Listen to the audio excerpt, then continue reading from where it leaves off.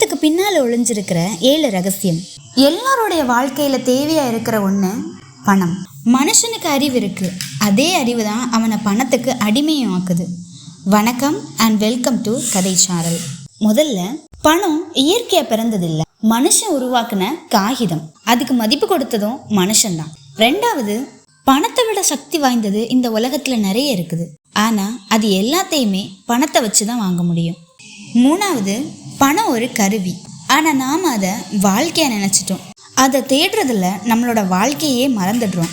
நாலாவது, பணத்துக்கு மதிப்பு மனுஷன் கொடுத்தது, ஆனால் அந்த பணத்தால் மனுஷன்தான் தன்னோட மதிப்பை இழக்க ஆரம்பிச்சிட்டான். அஞ்சாவது, நிஜமான செல்வங்கிறது மன அமைதி, அறிவு, அனுபவம் தான், ஆனால் அந்த மூணையும் பணத்தால் வாங்க முடியாது.